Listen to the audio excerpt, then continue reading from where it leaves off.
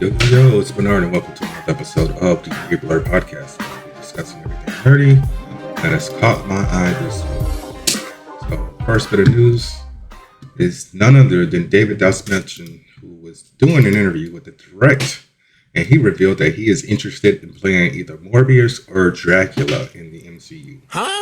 So he said, I always wanted to have a crack at Morbius, the living vampire.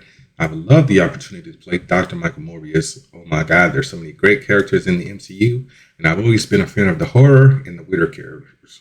Anybody from the West Coast Avengers would be fun for me to play around with. I love the idea of the Marvel version of Dracula, which I've always loved.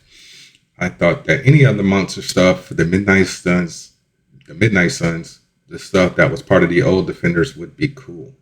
And I'm like, sir, did you forget that you have already played two separate characters in the MCU?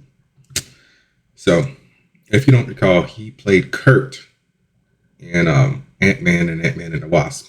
And in Ant-Man and the Wasp Quantumania, he played the alien Feb, he was basically like the Jello alien, who didn't have any holes until he got shot and made a joke of it.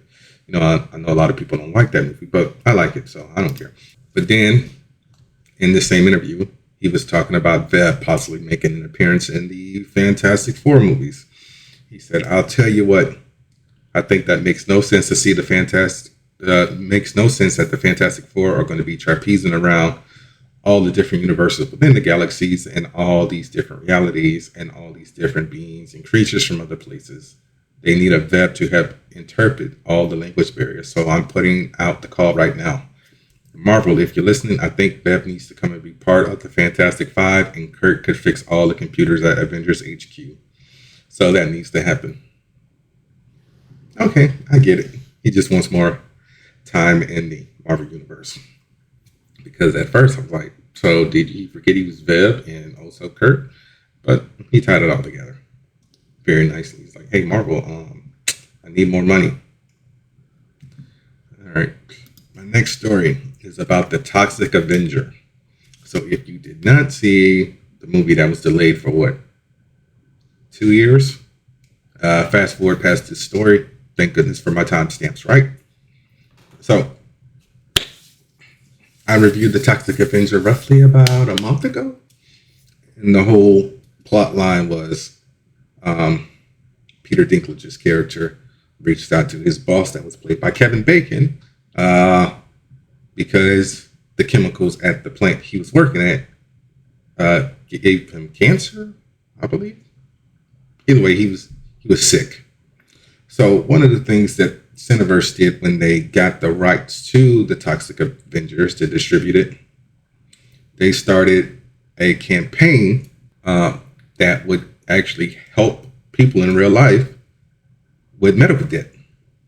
So their goal was originally to hit $5 million, but they actually tripled that. So they made $15 million, and I think they made that overall because the original plan was for every million they made, Cineverse would help eliminate $1 million in debt. So yeah, I think they made roughly $15 million. And so yeah, they made $15 million, cleared $15 million of debt. So they put out a press release that said what started as a heroic quest to eliminate $5 million is tripled thanks to the generosity and passion of the Toxic Avenger fans across the country. Together, you just didn't meet that goal. You crushed it by helping wipe out over $15 million in debt for over $15,000 in medical debt for over 10,000 people in need. A staggering reminder that fandom goes far and beyond what takes place on the screen. This victory belongs to you, the fans. Your excitement, your shares, and your contributions have transformed 3 times the number of lives we set out to, proving that communities built around storytelling can be a force for real world good. So yeah, I mean, I forgot that they even announced that when the movie was coming out, but I am glad I did my little part to contribute to the movie. And the physical edition will be coming out on October 28th. So I don't know if that's also going to help, but you know, I hope so. Wish they would have cleared my dental debt. All right, so my next story is all about the four brothers, speaking of mutants, Teenage Mutant Ninja Turtles. So, as we all know, the sequel to Teenage Mutant Ninja Turtles Mutant Mayhem will be coming out sometime in 2027. It's October 2027, actually. I think they pushed it back. It was originally supposed to be summer. But we are getting a short called Teenage Mutant Ninja Turtles Chrome Alone 2, Lost in New Jersey. And this will be released in theaters on December 19th. But the only way you can see this is if you buy a ticket to see the SpongeBob movie, Search for SquarePants. So the story follows the turtles as they head across the river to New Jersey, investigating someone who is making toys of them. All right, Kent Secchi, who is the director, said we wanted to honor the Ninja Turtles' history while asking what would happen if we put them somewhere completely unfamiliar. New Jersey became the perfect backdrop because it's so close to New York, yet has its own energy and quirks that challenge the turtles in new ways. So that was put out via Variety. They posted a screenshot of, I don't know if this is either concept art or if this is, an actual image from the short itself. It's probably concept art, but you never know. All I know is, from what I know of this story, it looks like it's going to be entertaining, but I will honestly wait until they put the short on Paramount Plus because I'm not a fan of SpongeBob. I will not go see SpongeBob just to see the short. He also said, I think audiences are hungry for new ways to experience these characters. We'll always love seeing them in New York, but throwing them somewhere unexpected opens the door to new humor, new stakes, and new visual possibilities. If people connect with this one, I love to keep exploring that. And that's actually one of the good things I like about the Ninja Turtles. They don't always stay in Manhattan or any of the other five boroughs. I almost said bureaus, like it's a government agency. But I like when they go to Northampton. I like when they actually go to different states. Like, I can't remember the name of the Ninja Turtles book I'm reading at the moment. Not the main book. I think it's called, it's not Mutant Town. I can't remember, but the Turtles were split up and like Ralph was in California. And like at this point in time, mutants became public knowledge because of what Old Hob did in New York by setting off a mutagen bomb and turning a good portion of the citizens of New York into mutants. So yeah, December 17th for that. Also, if you are a fan of Magic the Gathering, Wizards of the Coast is basically doing everything they can to keep that universe alive. So they've collaborated with Marvel, they've collaborated with Final Fantasy, and now they will be doing a Ninja Turtle set. They also did an Avatar set. Did not know that. But also it looks like in 2026, it will be doing The Hobbit and Star Trek as well. So they actually posted some photos of the cards on Twitter. They say combining individual strengths to create a dream team as a core part of Teenage Mutant Ninja Turtles. Each partner card in the MGT/TMNT commander deck highlights those strengths and adds a different flair to your path to victory. So like I said, I'm not a fan of Magic the Gathering, but Leonardo's card is Leonardo the Balance. Whenever a token you control enters, you may put a 1+/1+ counter on each creature you control. Do this only once each turn. Donatello is obviously the brains. Raphael is the muscle. Michelangelo is the heart. So yeah, these cards look cool. I mean, I don't know if I want to go through the hassle of collecting Magic the Gathering cards because like even the Spider-Man ones look cool. The Doctor Who ones looked cool as well. But true story, I'm recording this on a Saturday. I stopped by a Dollar Tree to go get some energy drinks on Friday morning on my way to my first stop and saw a bunch of people lined up outside of GameStop. And I was just like, what on earth are they doing? So I'm like, video games don't come out on Fridays. It's Sunday for Nintendo and Tuesday for everybody else. So me being nosy, I rolled down the window. What's the line for? Pokemon. I'm like, All right, that's all I needed to know. And I don't want to be one of those people. Like I said, no offense to those people, but I got a life. All right. Last bit of Ninja Turtles news. We actually got confirmation that Tales of the Teenage Mutant Ninja Turtles will be getting a second season. So New York Comic Con is happening this weekend, so I don't really have much to cover on that, but I'll be covering what I can. So it was revealed at New York Comic Con that Leo, Donnie, Ralph, and Mike will be going against the likes of Mutant Worms, Bebop, a werewolf, and Bishop, who is returning, who plans on taking them down with her new creature called Mutant Omega. So, did they give a release date on this? I don't believe they did. But also, on Paramount Plus, they will be launching a hub called World of TMNT, which has all the various Ninja Turtles incarnations. So basically, you can explore the complete Ninja Turtle legacy along with Eastman and Laird's comics, and obviously the live action movies, Mutant Mayhem, the animated series from the 80s and the 90s, 03, 16, and Rise of the Teenage Mutant Ninja Turtles. But yeah, so they actually dropped, I believe it was a trailer. Let me double check this for Tales of Mutant Ninja Turtles. So let's go ahead and watch this real quick. I should have done it. There we go. Why is everyone looking at us? We're famous, man. Embrace it. Let's do this.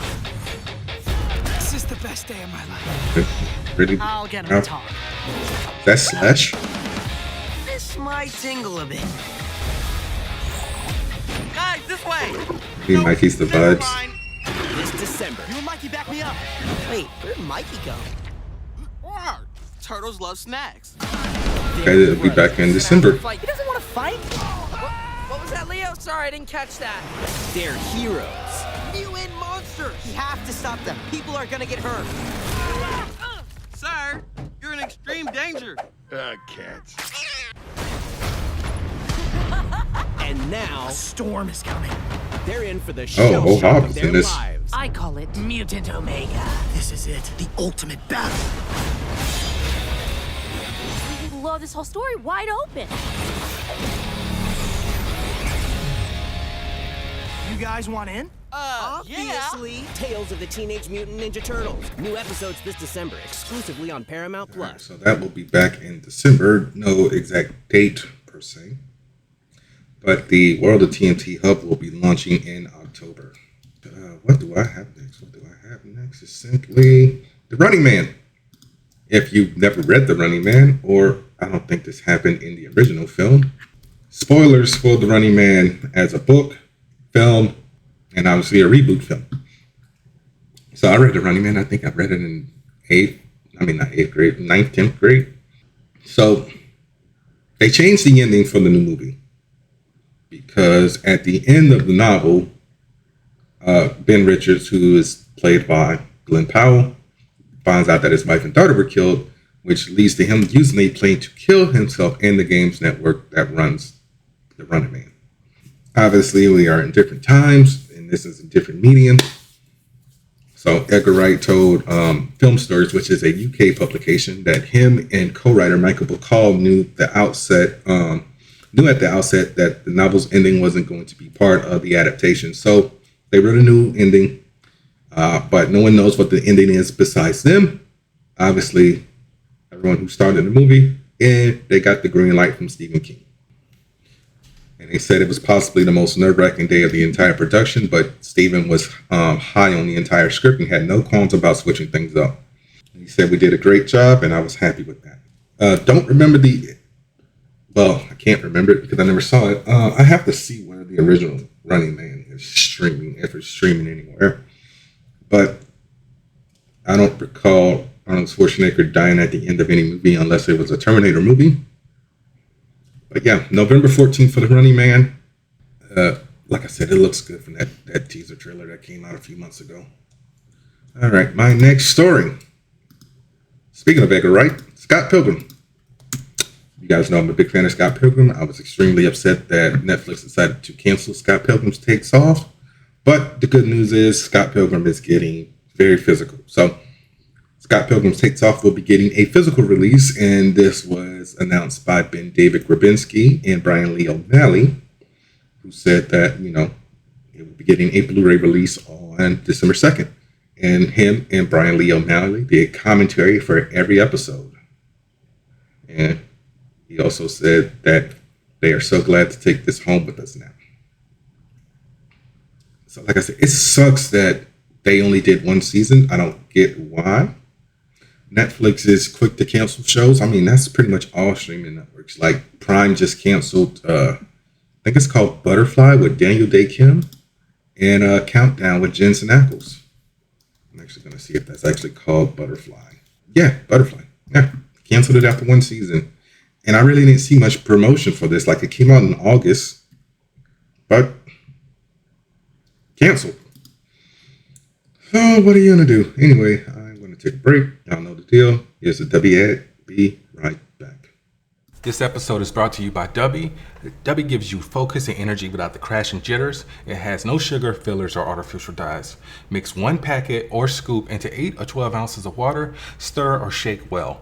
Some powderiness is normal, and it has all the important vitamins. So this has vitamin C, B3, B6, and B12. And it's made from coffee fruit extract. So drink it and go conquer a task, and go to Debbie.gg and use my promo code AngryBlerd10 at checkout to save 10% on your order. That's Debbie.gg with promo code AngryBlerd10.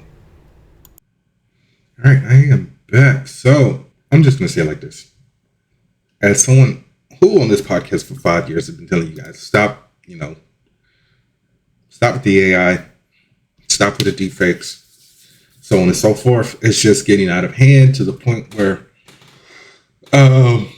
ChatGPT's AI video maker Sora has just traumatized Zelda Williams. For those of you who have no idea who Zelda Williams is, she is the daughter of Robin Williams. Also directed Young Frankenstein Lisa Frankenstein. So people have been making AI videos of her father, and she said, stop believing I want to see that or that I'll understand. I don't, and I won't. If you're just trying to troll me, I've seen way worse. I'll restrict and move on. But please, if you have any decency, just stop doing this to him and me. And to even everyone, full stop. It's dumb. It's a waste of time and energy. And believe me, it's not what he wants. To look at the legacies of real people be condensed down to this vaguely looks and sounds like them. So that's enough. Just so other people can chum out horrible TikTok slop, puppeteering them is maddening. You're not making art. You're making disgusting, overprocessed hot dogs out of the lives of human beings, out of the history and art and music, and then shoving them down someone else's throat, hoping that they'll give you a little thumbs up and like it. It's gross. So Martin Luther King's daughter, Bernice King, said the same thing. Well, she took the article from Variety and said same, because they're also doing it for MLK. I've seen deepfake AI Sora videos of Biggie and Tupac doing WWE promos, Kobe and Tupac being live streamers. It's just ridiculous. So please stop with the AI videos. Please, the roof is coming off for Tupac Shakur. He looks like he was born to walk that ramp. Yo, anybody back there think they got the heart to step up? I'm right here.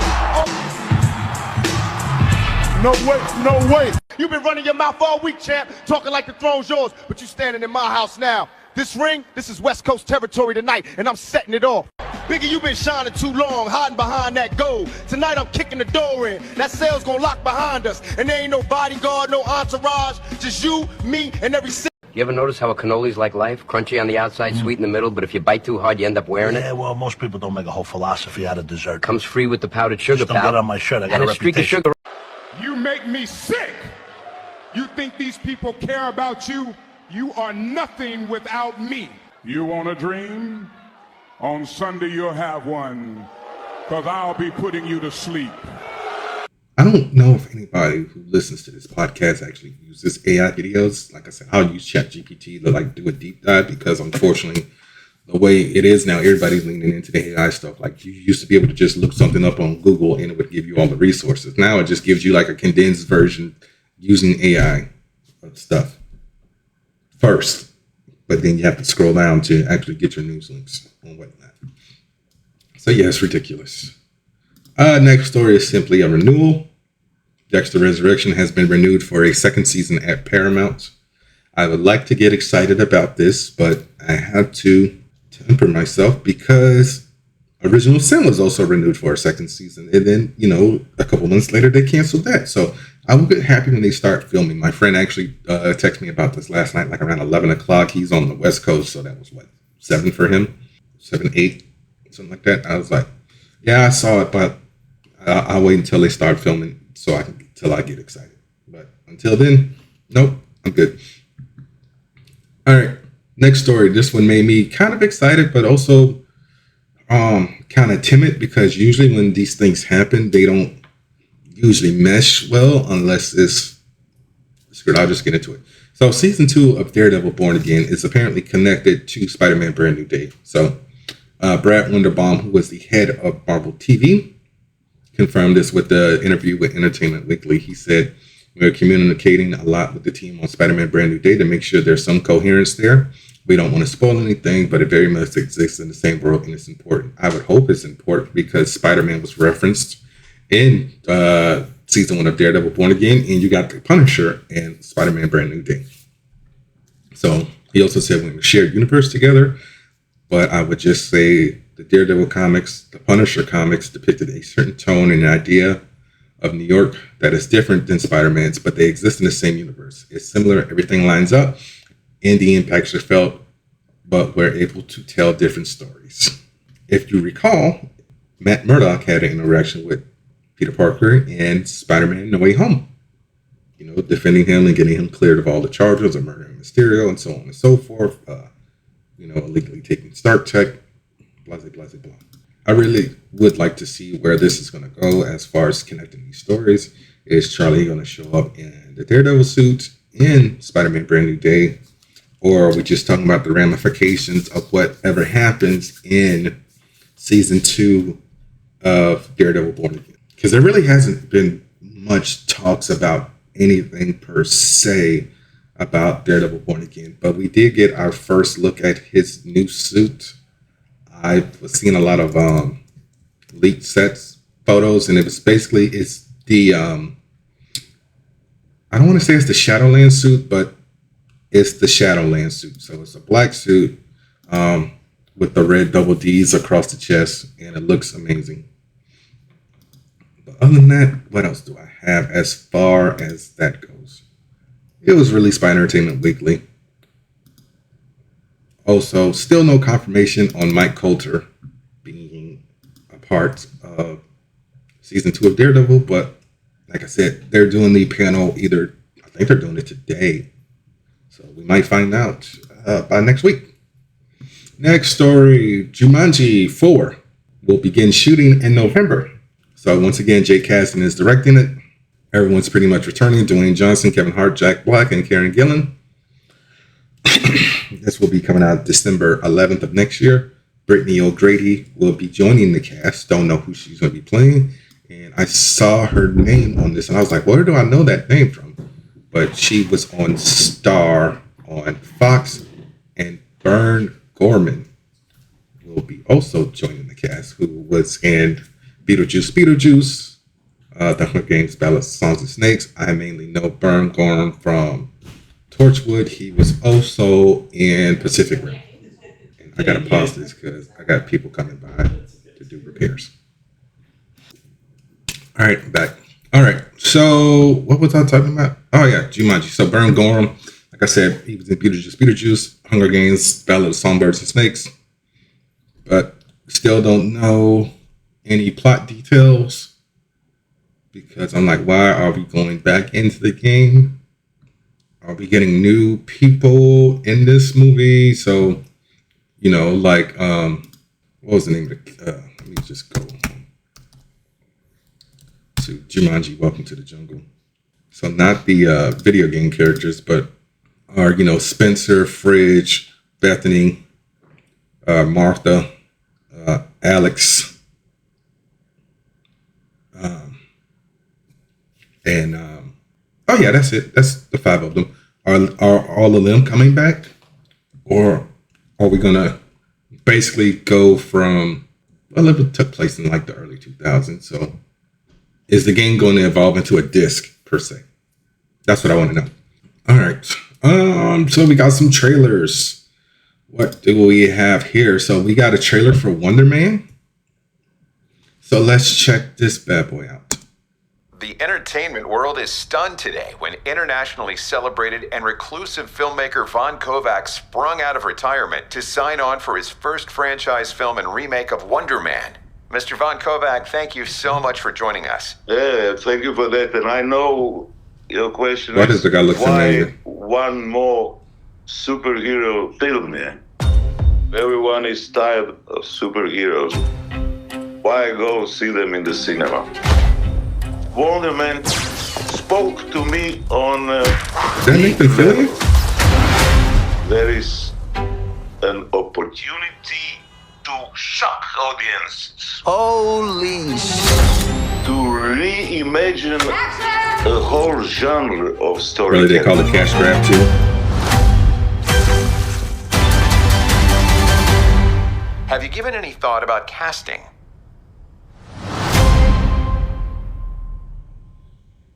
That's it? Man, I thought this was going to be like a longer trailer. It was it was like a tease. So it's very meta, it looks like. So Wonder Man actually exists as a film franchise in the MCU apparently. But also they announced that this will be coming out in January now as opposed to December. And it's just like, yo, y'all got to stop this stuff. Just keep stuff on the date that you plan on having it, because why push this back to December? So yeah, once again, star Yahya Abdul-Mateen as Simon Williams, aka Wonder Man, who is a superpowered actor and stunt person who auditions for the role in the remake of the Wonder Man film. Ben Kingsley is returning as Trevor Slattery, who we first saw in Iron Man 3, then got another appearance of him in Shang-Chi and the Legend of Ten Rings, which I need to watch. I keep saying I'm going to watch Shang-Chi and I don't do it. And I own the movie. Demetrius Gross will be playing Eric Williams, who is Simon's brother. I have no idea who this guy. He was in Straight Outta Compton apparently. He was also on Banshee, and he was on Heroes. Don't remember him from Heroes. Ed Harris will be playing Simon's agent. Neil Surian, Arian Moayed is returning as Agent Cleary, who is the agent from the Department of Damage Control, who was in Spider-Man No Way Home. And Zuko Burek will be playing Von Kovac, who we just saw in the trailer, who was the director of the Wonder Man film. And this guy looks so damn familiar. Where do I know this guy from? I really do feel like, okay, he was in 2012. Is that the only movie I saw him in? Because, oh, he was in Superman. He was the guy who was working with Lex, who we all thought was going to be Metamorpho. Okay. But yeah, this was originally supposed to come out in December, and now we're pushing it back to January for some dumb reason. But 8 episodes, each are supposed to be 30 minutes long. So yeah, what's that? Next trailer. This one came out yesterday. By the time you guys hear this, Friday, from NYCC. This is the season 4 teaser for Invincible. So let's play this bad boy. All right. Hey, the burger spot gets Please demolished. tell me you're not going to eat that. Huh? No, of course not. I'm just taking in the ambiance. Ambiance? Art stealing. Yeah. Commission. Out of commission. Focus on. Said no one ever. How dare you? Why are we here, Mark? Okay, 2 reasons. 1, it's the place where I tell everyone when I'm going to be back in action, right? And 2, because I'm starving. I like when they do that. I just like single-handedly saved the Earth twice in the last 2 weeks. Hey, Eve don't. helped. Can you believe people used to complain that I could never win a fight? What people? You know. I really don't. My friend. What was that? People on the internet. My fans. Your what? My fans. My fans. Okay. What fans? But they sure don't say that anymore. Because first, I sent all those other me's packing. Get out of here, you handsome guys, I said. And then when they didn't leave, I threw their thick, muscly buns right off my planet. I'm pretty sure everyone else did that. There were like 30 of us out there. And then I beat up Angstrom. Find a dimension where you're not a loser, I said, except that doesn't exist. I really don't think you said that. And then, this is the big one. This guy, I'm pointing at me, this guy kicked Conquest's ass. You remember that? Boom. But did you? I mean, did you? Yeah. I mean, also turns out he was just very lonely. Oh my God. That factored in a little bit. He was missing all his skin, Mark. I wonder how that happened. You don't fight with your skin, Eve. Come on. Well, while you've been busy taking all the credit, some of us have been busy getting ready for what's next. Busy doing what? Well, busy writing, designing, hey, storyboarding, Whoa, hey. voice acting, stop, no, stop, posing. cut. That's my thing. Only I get to handle those. Like you handled Conquest? He was very strong for an old man. Okay, then. Finish it off. Well, he's a villain. What'd you expect? Whatever this is that we're doing, this is my first time. I can't believe you let Alan and Cecil do this before me. Right, okay, can you do the card now? Do the card now! Is it supposed to be blank? This kind of stuff, yeah. It's not really... What's going on? Maybe you could... You're so lucky we're dating now. Hey, could you make me a new burger too, please? Extra cheese with the pickles. Maybe one pickle. You know, that Mohawk version of you is looking better and better. Wow, look at that. Yeah, check out season the 4, dates. March it's so 2026. Soon. Get those Where Season 5 William memes ready. Or don't, actually. I mean, enough is enough, am I right? Seriously, though, get excited. Season 4? I am excited. Nuts. Hey, maybe you win another fight. Yeah, or two. Or all of them. Maybe I win all the fights. So that was funny. We also got confirmation on who will be providing the voice of General Thrag, and that will be none other than Lee Pace. And some people are like, who the hell is Lee Pace? So I'm going to go over his filmography and name a few things you may have seen him in. For starters, he was in the Hobbit trilogy. He was Thranduil. He was Ronan in the first Guardians of the Galaxy movie and Captain Marvel. He was also in Pushing Daisies on, what was it, NBC? ABC. He's on Foundation on Apple TV Plus. I know a lot of people don't have Apple TV Plus, but hey, he was in it. He's also in The Running Man. He was going to be in Practical Magic 2. He's in a movie that I keep meaning to watch that's on Paramount Plus, but I just canceled my subscription. Bodies, Bodies, Bodies. He also did a voiceover for a movie called Weathering With You.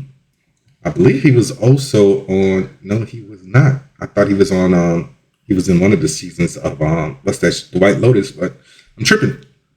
Driven, the movie about John DeLorean, where he actually played John DeLorean. But yeah, that's all I've seen him in. I didn't watch Marmaduke. I forgot he was in Marmaduke. I've seen the memes. He was in the movie The Resident with, was it Hilary Swank and Jeffrey Dean Morgan? Also, The Good Shepherd. But yeah, March 2026. Let's go over, see if anybody else has been cast for season 4. Wait, there was a lawsuit for Invincible? Oh, Robert Crabtree was the colorist on Invincible. You're a colorist, dude. You don't really contribute besides coloring stuff in. But yeah, no update on who else will be joining the cast. I told you guys Matthew Reese is joining the cast as Dinosaurus.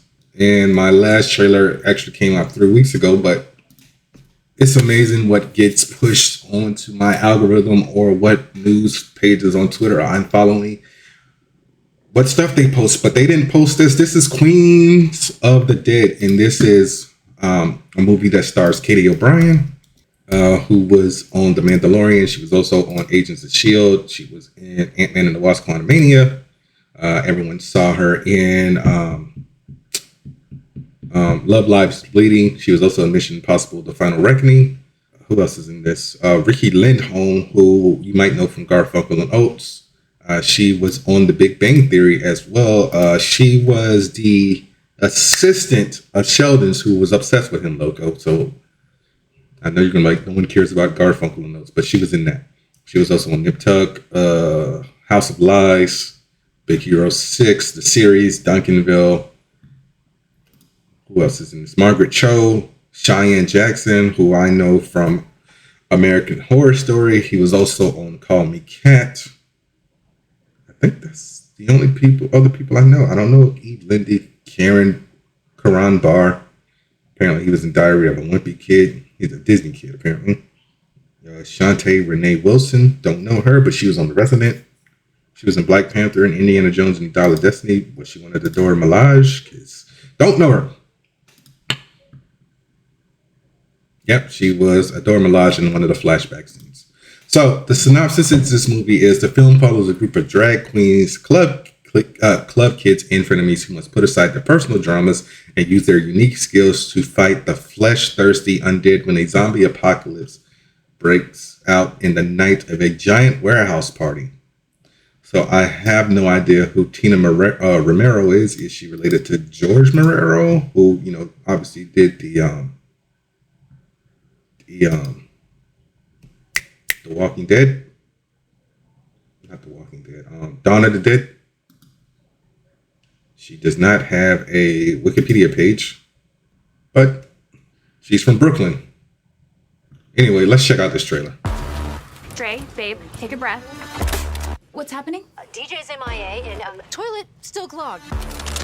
What are you, like 35 and still promoting parties? She got to throw shade. Party we've ever thrown. 35 and still promoting parties. We're never ready. Open the doors. It looks like Bushwick's beautiful people are out tonight. Hi, beautiful people!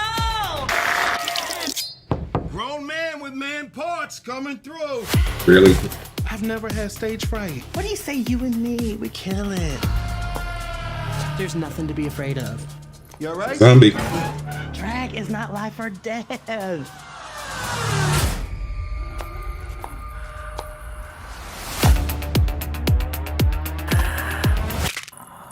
Yep. Bitch! Oh, fuck.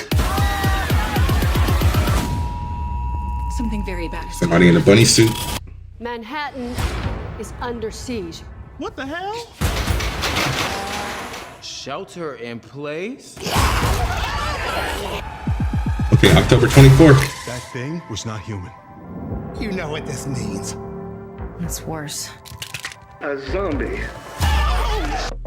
Yum, yum, yum. My wife is coming. She's probably dead. Oh my god! That was kind of sexy. Softball, third base. We gotta armor up. You might want to look away. Why?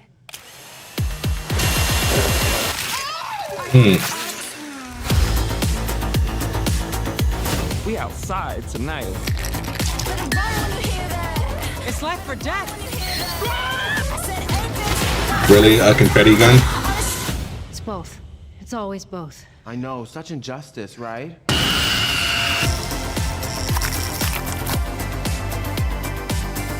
Survive, survive. Really? Instead of subscribe, survive. Okay, so this is also going to be on Shudder, I think.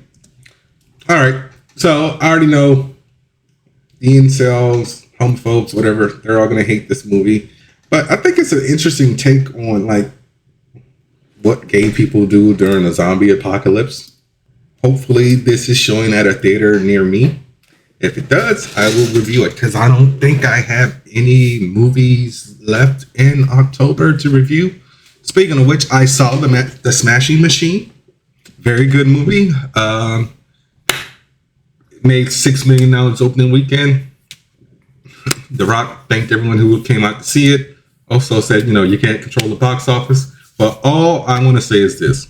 For those of you who've been saying that The Rock has been playing the same character for the past, 20 plus years he's been acting, and you didn't go see this movie, I don't want to hear crap else when he does like Jumanji 15, okay, in space, because I'm tired of it.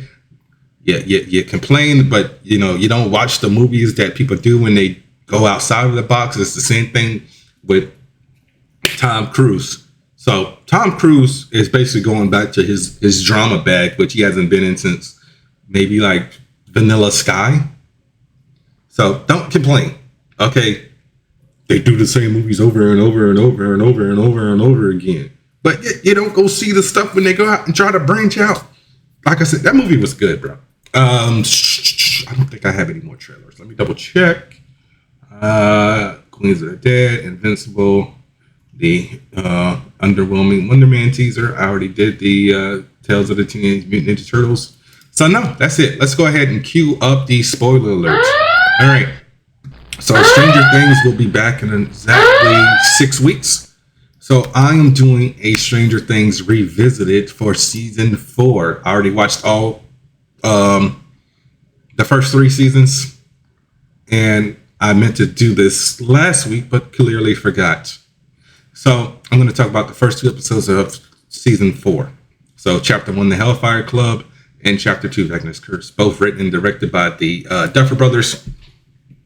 I mean, we talked about this when it aired 3 years ago, but first episode, you know, we obviously see everything going on with Eleven struggling to make new friends, and Will obviously blossoming into his homosexuality.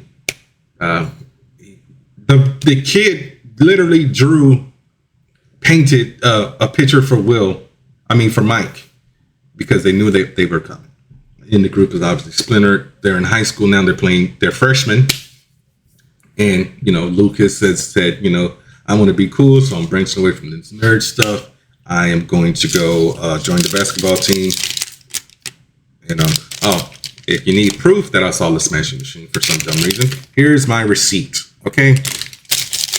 Don't know why it's still there, but yeah, so Lucas scores the winning point at the finals. Mike and Dustin are still in the D&D. They obviously meet Eddie, and you know they get Erica to come in and be their next person. Eddie meets up with Chrissy, sells her weed, but then she needs something stronger, so she goes to Eddie's later on that night, attempts to give her ketamine, but then she is possessed and killed, and then Eddie is obviously framed for it. And then boom, we get the flashback of Hopper surviving the explosion at the Starcourt Mall, but you know he obviously went through the portal and somehow got transported to Russia. Joyce and Murray basically use a VPN to call Russia and speak to Dimitri, who sent Joyce a Russian doll with a note that said that Hopper is alive and I want $40,000 to get him out of prison and meet my contact in Alaska. Mike was it just Mike? Yeah. Mike goes to California, meets up with Will and Eleven. Eleven just continuously lies to Mike about having friends and whatnot, while Will's just sitting there looking dumbfounded about everything. It's like, yo, why are you lying? Why you always lying? Why you always lying? Oh my God. Elle, please stop lying. To the point where she gets bullied at the skate rink and busts the girl's head open. Angela. Meanwhile, back in Hawkins, Dustin and Max figure out where Eddie is hiding. Nancy is on her investigation journalism stuff. And so Eddie's uncle tells her about the story of Victor Creel, who was a Hawkins resident who allegedly murdered his family in the 50s. And her newspaper sidekick, Fred, starts having visions of Vecna and gets killed in the woods. And why is it every time Nancy links up with somebody, they get killed? Like, justice for Barb, right? I mean, she eventually did get justice because Murray helped her and Jonathan figure out a way to get Burnard and all of his goons, you know, out of Hawkins, and justified. They got Burnard and all of his goons out of Hawkins and got justice for Barb. So yeah, I mean, on this rewatch, I forgot a lot of stuff. I forgot about Fred. I obviously remember Chrissy because that was pretty much the whole point.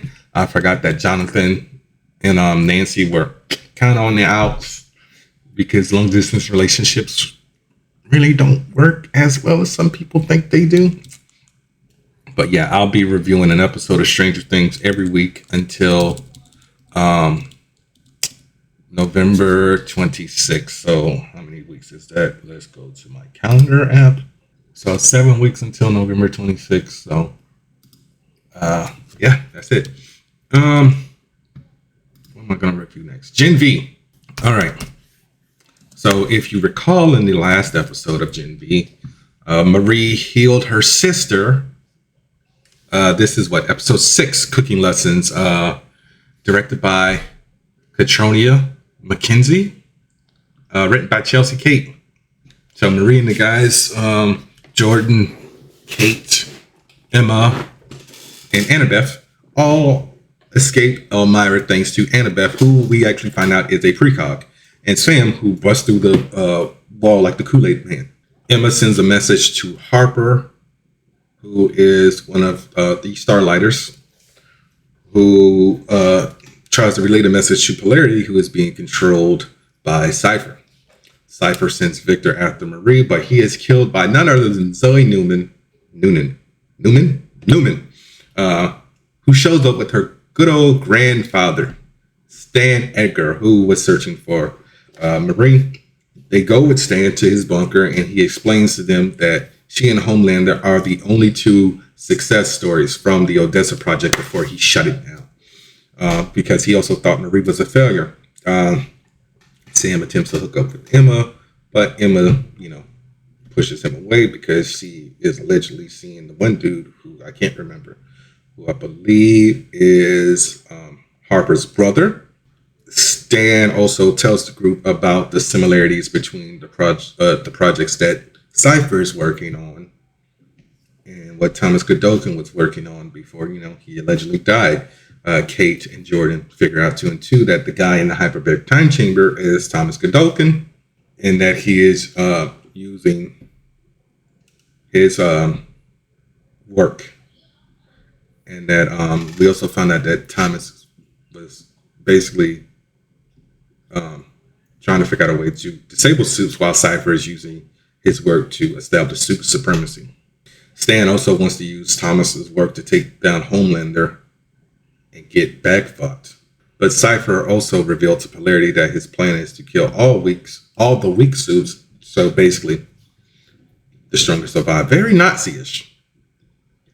Cypher actually gets tossed out the window by Polarity, who doesn't have another stroke by using his powers, but Kate also asks Marie to heal her since her powers are broken, and Marie leaves off in the middle of the night from the bunker, and Kate goes with her.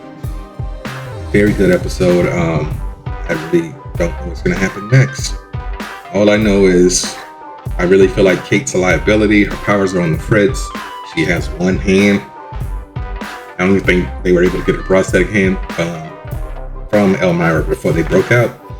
I would like to see more of Annabeth use her powers and what she's going to do next. I'm glad Sam and Emma are kind of in a place of understanding, but it's very awkward for those two. Anyway, let's go ahead and talk about Peacemaker Season 2 finale, which is titled Full Nelson, written and directed by James Gunn. We get a flashback sequence of what happened on the boat that Chris was talking about. They went to Chris and Harker went to Big Belly Burger, which is a fast food restaurant that apparently serves liquor. It's not a bar. Then we get back to the present of Chris being released from prison, where Adebayo convinces Adrian to use the money to get Chris out and get him a good lawyer. Argus are investigating all the doors in the quantum chamber, which leads to multiple Argus agents getting killed. When Chris gets out, he leaves with Eagly, and eventually the Argus agents also find a dimension with no monsters, breathable air, lush land and everything, and they decide to name it Salvation. Rick Flag, who has been working with Lex Luthor, pitches the idea of using this dimension as a prison for metahumans, which is revealed. Sasha Bordeaux reveals this to Harcourt, and they use Bordeaux's credentials to find Peacemaker. They convince Chris to quit running and do something good with his life. Harcourt and Bordeaux quit Argus, and they eventually start their own agency, which is Checkmate. Flurry also joins them and Judo Master, but somewhere along the lines, Chris gets kidnapped and he gets trapped in Salvation by Rick Flag. So James Gunn said this is going to be a very big tie-in to Man of Tomorrow, so I'm just like, okay,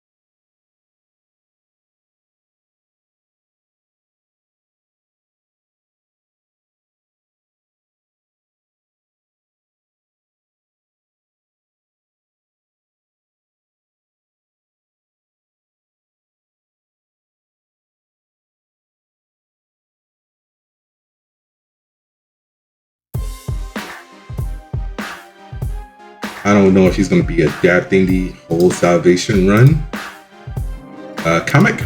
If you have not checked out Salvation Run, check it out. It's a 7-issue miniseries that came out in 2007, ran from November 2007 to June of 2008. Written by Bill Willingham and Lila Sturgis. I don't think he's going to do the whole Salvation Run arc, and we still don't know if we're getting a third season of Peacemaker. But James also said that he was burnt out for writing this and Superman at the same time, and that's been a lot of the criticism this season. They're like, yeah, you can see that, you know, Superman took a lot out. So hopefully that isn't the case for the possible third season of Salvation, Peacemaker, and hopefully we don't have to wait years for another season. Anyway, guys, that was another episode of the Angry Blerd podcast. Be sure to rate and subscribe to a friend. Go to w.gg. Use promo code AngryBlerd10 at checkout to save 10% on your order. All right, I'm out. Peace.